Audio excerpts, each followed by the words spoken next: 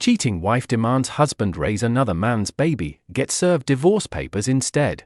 We are about to find out what happened in this story, but if you like stories like this one, don't forget to like and subscribe. Doing this really helps the channel grow. Now onto the story. 6 years into their marriage, Tom and Emma still looked like the picture-perfect couple. They'd met young, married young, and agreed early on to focus on their careers before thinking about kids. Tom had climbed the corporate ladder and now held a well-paying job, providing them a comfortable, fulfilling lifestyle. They traveled often, enjoyed fancy dinners, and never had to worry about finances. Emma, who'd always been Tom's biggest cheerleader, was incredibly supportive as he built his career. She, too, was doing well in her field but preferred a low-key lifestyle. Lately, however, Tom noticed Emma was going out with friends more often. She'd return home late, often tired, but she seemed to be in good spirits after these outings. One evening, as they were cleaning up after dinner, Tom broached the subject lightly. "Looks like you're enjoying these new friends," he said, with a soft smile. "You've been going out a lot lately." Emma paused, surprised by the comment. "Yeah, I guess so," she replied, shrugging. "It's just nice to have a bit of a social life, you know? Get out of the house, unwind a bit." "Of course, as long as you're happy," he replied, trying not to sound too curious. He genuinely wanted her to feel fulfilled, and he dismissed his own feelings, thinking maybe he was overthinking it. As the weeks went on, though, things began to shift in subtle but noticeable ways. Emma's time with friends became more frequent, and she was more often too tired for quality time with Tom. One night, after another soft rejection, Tom decided it was time to speak up. They were lying in bed, and Emma had just turned off her reading lamp, settling in for sleep. "Emma, can we talk for a minute?" he asked gently, sitting up slightly. Emma turned towards him, looking tired but patient. "Sure, what's up?" Tom took a moment to collect his thoughts. "Is everything okay between us? I feel like we're growing a bit distant." Emma sighed and smiled weakly. "Tom, everything's fine. I've just been tired lately, work has been really draining, and these social outings give me a bit of an escape." "I understand that," he replied, his voice soft but concerned. "But it feels like we're losing our connection. Maybe we could make some time just for us? Take a weekend away, have a date night or something?" Emma reached over and took his hand, giving it a squeeze. "I'm sorry if I've made you feel that way. I'll do better, I promise. I don't want you to feel left out." Relieved, Tom kissed her hand, grateful for her willingness to listen. "Thanks, Em. I just miss you sometimes." Emma gave a small smile and nodded before closing her eyes. But days turned to weeks, and nothing changed. Emma continued going out frequently, always coming home late and looking worn out. Tom began to feel a subtle resentment brewing inside him. They'd had an open conversation about it, yet here he was, feeling more neglected than ever. One night, after Emma returned from yet another night out, Tom was sitting in the living room, waiting for her. She came in, smiling, but it faded when she saw the serious look on his face. "Tom, are you waiting up for me?" she asked, trying to sound casual, but he could hear the edge of annoyance. "Yes," he replied, his voice tense. "I wanted to talk." Emma sighed and sat down across from him. "Tom, it's late, can't we talk tomorrow?" "I've been trying to talk to you for months, Emma," he said, his tone firm but hurt. "Every time I bring it up, you promise you'll do better, but nothing changes. I'm beginning to feel like maybe this is more than just being tired." Emma's expression changed, a flash of guilt crossing her face before she composed herself. "What are you saying, Tom?" she asked, almost defensively. "I don't know," he admitted. "I just feel like you're slipping away. Like maybe there's something you're not telling me?" She looked down, her hands fidgeting. "It's nothing like that, Tom," she whispered. "I just need some space sometimes. I need to feel like I have my own life outside of us." "But you're leaving us out of your life," he said, his voice almost breaking. "Do you see how that might hurt?" Emma sighed heavily. "I didn't mean for it to come across that way. I need time for myself. I need something that's separate from us, Tom." Tom took a deep breath, his heart heavy. "Then maybe we need to find a way to bring that back into our relationship," he suggested softly. Because right now, Emma. I'm feeling like a stranger in my own marriage. Emma's expression softened. She reached out and took his hand, her eyes earnest. I don't want you to feel that way. I'll try harder, okay? I promise. Yet, as the days went by, things still didn't change. Emma continued going out and rarely spent time alone with him. Tom felt the walls of their home becoming colder, the distance between them only growing wider. One evening, after yet another solitary dinner, Tom sat alone, wondering when they had become two people living separate lives under the same roof. Days went by, and the couple slipped back into their old routines. Emma's energy seemed to return fully, and they spent evenings together, planning new trips, laughing, and sharing their dreams for the future. Yet, a faint suspicion still lingered in the back of Tom's mind, a quiet sense that something had happened, something Emma had chosen not to share. As the days passed, Tom found himself basking in Emma's newfound attentiveness. She was warmer, more affectionate, and it seemed as though she was finally letting him back into her world. Every time he saw her sitting quietly, seemingly lost in thought, he felt an urge to ask what was on her mind. And yet, whenever he would so much as hint at the question, Emma would break into a smile, reach out, and pull him close. One evening, they were sitting at the dining table, finishing up dinner. Tom glanced at her, noticing the faraway look in her eyes as she absently pushed her food around her plate. He reached across the table and took her hand gently. Emma, are you sure everything's all right? He asked softly, concern lacing his voice. I just want you to know I'm here, no matter what. Emma looked up, startled, before a soft smile crept across her face.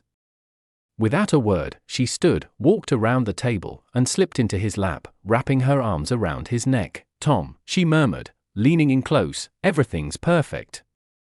She kissed him with an intensity that made him forget all his questions, all his worries. He surrendered to her warmth, reassured, even if only for a moment. In the following days, her pattern repeated. Sometimes, Tom would find her staring out of the window, looking contemplative. He'd approach gently, place a hand on her shoulder, and ask if she was all right. But each time, she would turn to him, smile, and simply pull him into a deep, lingering kiss. Her kisses seemed to grow in intensity, as though she was pouring all her emotions into them, leaving Tom speechless and momentarily distracted from his concern. Once, as they lay together after another night of unexpected passion, Tom turned to her, tracing a gentle line along her cheek. Emma, you know I'm here for you, right?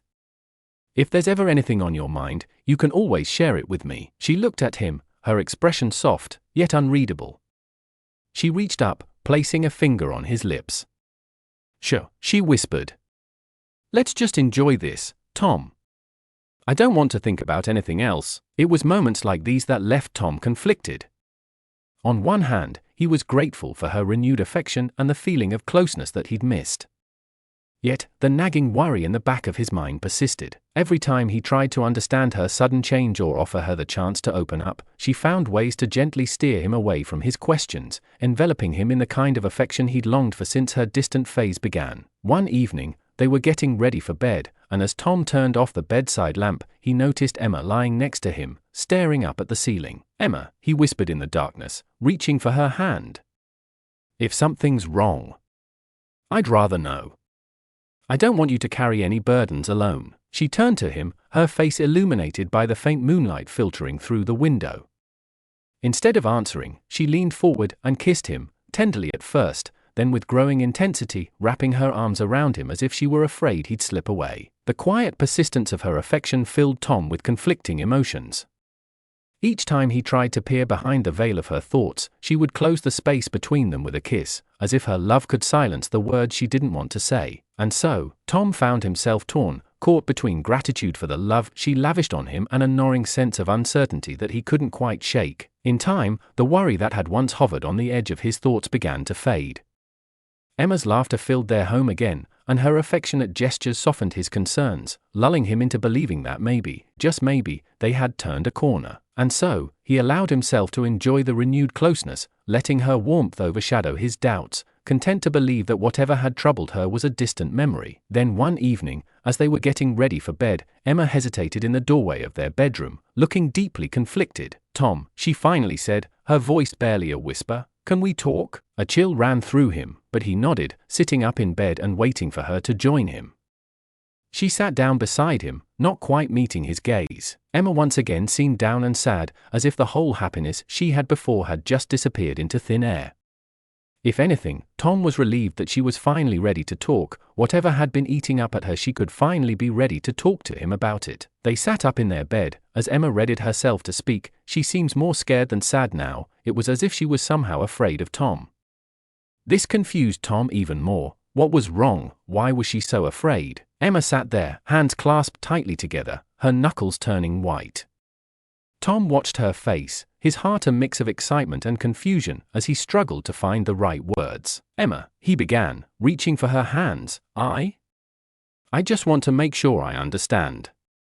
This is huge news, wonderful, of course, but unexpected. We weren't exactly planning this yet. Emma nodded, her eyes downcast. I know, Tom. It wasn't planned, not by any means. Her voice was so soft, almost as if she was afraid of each word slipping out. Tom's face softened. Hey, don't misunderstand me, I'm just surprised.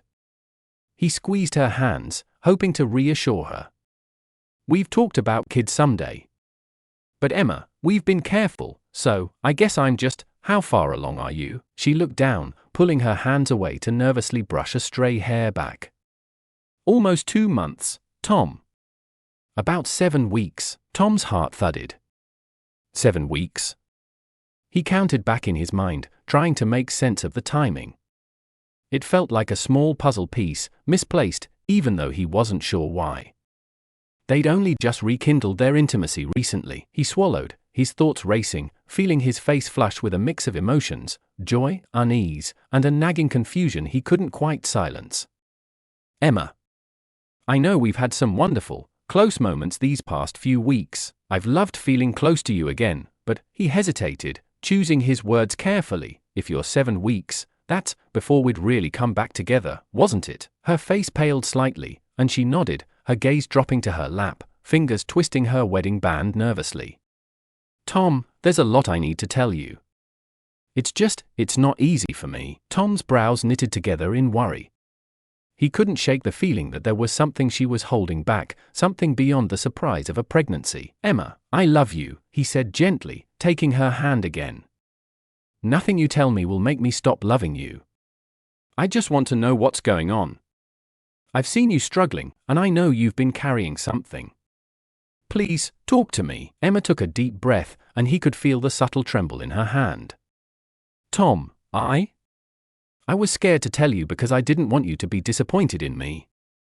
I've been so confused, and I didn't know how to bring this to you. Disappointed?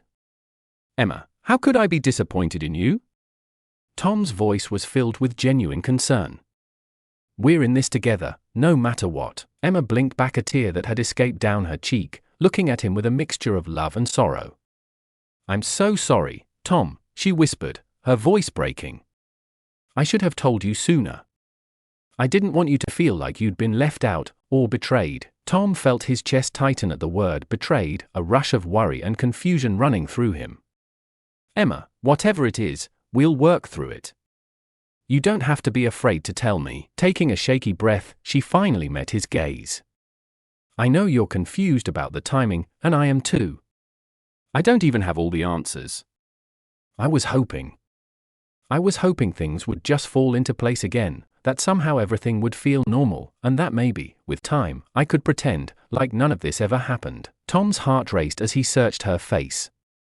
Pretend what never happened? He asked gently, his voice steady but his mind now filled with questions. Emma took a deep breath, her voice barely a whisper. I made a mistake, Tom. A terrible, terrible mistake. The room fell silent. Tom sat frozen, his mind reeling, as he tried to process her words. The hopeful excitement he'd felt moments before began to slip away, replaced with a deep uncertainty and a quiet, aching fear. Emma, he said, barely able to keep his voice steady. What are you saying? She looked down, unable to meet his eyes. I never wanted to hurt you. I wanted everything to just go back to normal. But I couldn't hide it anymore. I knew you deserved the truth. I'm so sorry, Tom. Tom stared at her, the weight of her words settling heavily between them. Everything he thought he knew, every piece of the life they'd built together, seemed to shift out of focus. He took a slow, deep breath, feeling both numb and heartbroken as he watched her, wondering what this truth would mean for them. Tom sat there in silence for what felt like an eternity, his mind reeling as he processed everything. The way Emma's recent behavior suddenly made sense filled him with a nauseating clarity. He had seen the signs but hadn't wanted to believe them, convinced that their life together was as solid as it had always been. His voice, barely concealing his growing anger and hurt, broke the silence. "What happened?" he asked, his eyes locked onto hers with a rare intensity. He needed her to say it, to explain herself, to face the reality of what she'd done. Emma's hands began to tremble. She clasped them together in front of her, her knuckles whitening. She looked at him with red-rimmed eyes, tears pooling as she tried to form the words. Her lips quivered, and she managed only a whisper, I was foolish, Tom. So foolish. I didn't mean for this to happen." Tom's gaze hardened. "What happened?" he repeated, his voice growing louder, his tone insistent. She was still dancing around the truth, and it only deepened the ache in his chest. "I'm sorry," she said again, her voice cracking. She reached out, placing a shaking hand on his arm, as if touching him could make him understand, could somehow undo everything. But he didn't pull away, he just looked down at her hand, feeling the weight of her touch without warmth. "Sorry for what?" he asked coldly, prying his arm from her grasp. "You expect me to forgive you when you won't even tell me the truth?" Emma broke into fresh tears, covering her face as she struggled to speak. She choked out a response, her voice small and pained. I cheated on you, Tom. I made a mistake. I was so stupid, and I regret it more than anything." His head dropped for a moment, and he closed his eyes, the words hitting him like a physical blow.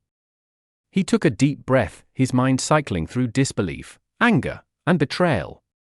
When he opened his eyes, his voice was laced with barely concealed fury. "How long has this been going on?" Emma's head shook, her face a mixture of guilt and regret as she tried to steady her voice. It didn't mean anything, Tom. It wasn't like that. I got too comfortable, I guess, and I was stupid. I thought I was missing out on something, and I didn't even realize what we had. That doesn't answer my question, Emma." His voice cut through her words sharply. "How long?" She flinched, the intensity in his tone overwhelming her. Her hands clutched the edge of the bed as if it was the only thing grounding her. It was just a few times," she managed, her voice trembling. "It was meaningless. I swear. He doesn't mean anything to me." Tom's voice rose, filled with pain. "He doesn't mean anything to you? So you threw away everything we've built, all these years, for someone who doesn't even matter?" Emma's face crumpled, her tears spilling over as she reached out to him again, clutching his hand desperately. No, Tom, it wasn't like that. I wasn't thinking clearly. I know that now. I know what a mistake I made. Please, believe me." He pulled his hand away and rose, needing space from her. He could feel his emotions boiling over as he took a step back, rubbing his temples. "And now you're pregnant?" He could barely get the words out, his voice cracking slightly. "With his child?" Emma hesitated, then nodded, her hands covering her face in shame. "Tom, please, I know how bad this looks. But we can fix this. We can still be happy." "Fix this?" Tom said, incredulous. "What exactly do you think there is to fix, Emma? This is broken beyond repair. You betrayed me, lied to me, and now you're asking me to be okay with raising someone else's child." Emma moved to him quickly, grabbing his arm, her tears flowing freely. "Please, Tom, listen to me. This doesn't have to change everything. You and we can raise this baby together. We can be a family. I still love you." Tom closed his eyes, shaking his head in disbelief. "Raise someone else's child? After everything you've done, you really think I can just pretend this didn't happen? Pretend that child is mine? It can be ours," Emma pleaded, her voice rising in desperation. "This baby doesn't have to change us. I can love you, and you can love me. We can move past this, together. I'm begging you, Tom." I can't do this without you. Tom let out a hollow laugh, his frustration reaching a breaking point. You didn't seem to think of us when you went out night after night, Emma. You didn't think of me, of what we had. Don't stand here and tell me that this doesn't have to change things, because it already has. Emma fell to her knees, sobbing openly. She clutched his legs, her words muffled and frantic. Please, Tom. I was wrong, I know that. But I am here now, with you, and I want to fix this. I love you. I can't lose you. Tom looked down at her, the rawness of his emotions mixing with the sting of her betrayal. He wanted to believe her, wanted to erase the ache in his chest, but the reality of her action stood between them like an impenetrable wall. Emma, you say it didn't mean anything, but you destroyed everything, he said quietly, his voice thick with pain. This isn't something we can just fix. She held onto him tightly, her grip pleading. Yes, it is. We can work through this, Tom. I'll spend the rest of my life making it up to you if I have to. I'll do anything. He reached down, prying her hands off of him. And the child? You think I can just raise another man's child? You think that's something I'll ever forget? Emma looked up at him, desperation in her eyes. The child can be ours. Please, Tom. I'll give up everything else, everyone else, whatever it takes. I know I've hurt you, but this baby doesn't have to be a reminder of that. We can make new memories, better memories. Tom shook his head slowly, backing away. You don't get it, do you? You made that choice without me. You decided to go out and do this, knowing exactly what it would mean if I found out. And now, you want me to clean up the mess and pretend everything's fine. Emma stood, stumbling forward, reaching for his arm again. Tom, please. I love you. I never stopped loving you. I was confused, I thought I was missing something, but I see now that everything I ever wanted was right here. I'll never make that mistake again, I swear. He laughed bitterly. You only realize this now? Now that you're pregnant, now that it's too late to take any of it back. Please, Tom, she cried, clinging to him, her hands moving to his chest as she pressed herself against him, as if the physical closeness could bring back what they'd lost. This can be our child. We can raise it together. We've been through so much, don't let this end us. Tom placed his hands over hers and pulled them away from his chest, his gaze steady but filled with a sorrow that cut deep. Emma, we didn't go through this together. You made that choice alone. And now you're asking me to sacrifice what's left of my self-respect to make it easier for you. Her shoulders slumped, and she fell silent, her tears soaking her cheeks. But I can't do this alone, Tom. I can't lose you. He took a step back, his resolve firm. You lost me the day you decided to betray me. You lost us when you chose someone else over the life we had. I can't fix this for you. I won't. Emma collapsed back onto the bed, her sobs filling the room as she buried her face in her hands. Tom turned toward the door, taking a moment to glance back at the woman he'd once seen as his partner, his closest friend, his love. With one last look, he said softly, "Goodbye, Emma." Tom moved forward with the divorce, resolute in his decision to cut ties with Emma and the life they had once built together. The betrayal was too deep, and despite her desperate pleas, he saw no path to reconciliation. It was a difficult and painful process for him, but he knew it was the only way to heal and reclaim his sense of self. Emma, however, did not make it easy. Despite her initial apologies and claims of regret, she was furious when the divorce papers arrived. She had clung to the hope that Tom's love for her would outweigh his anger and heartbreak, but the official end to their marriage shattered that illusion. In a last-ditch effort, she tried to fight the divorce proceedings in court, demanding not only emotional reparation but also financial support for her unborn child. Her claim was rooted in the argument that, as her husband, Tom had a responsibility to provide for her during the pregnancy. She insisted that they had planned a future together, one that should still be honored regardless of her actions. Tom's lawyer argued that since the child wasn't biologically his, there was no legal basis for him to be responsible, and after lengthy legal discussions, the court ruled in his favor. Tom was freed from any financial obligation, and the divorce moved forward. The news of their split and the subsequent court battle rippled through their families and close-knit community, shocking those who had always seen Tom and Emma as a strong, steady couple. Their families were stunned, particularly those on Emma's side. Her parents, who had always cherished Tom as if he were their own son, found themselves torn between support for their daughter and their horror at her betrayal. At first, some family members couldn't understand why Tom had left so abruptly, especially when they learned she was pregnant. Rumors spread, fueled by a lack of details, and a few friends speculated that Tom must have overreacted or misunderstood the situation. But when the full story came out, that Emma had cheated, conceived a child with another man, and expected Tom to simply move forward as if nothing had happened, the tone shifted dramatically. Emma's family was heartbroken and deeply disappointed. They were shocked not only by her betrayal of Tom but also by her refusal to accept responsibility for her actions.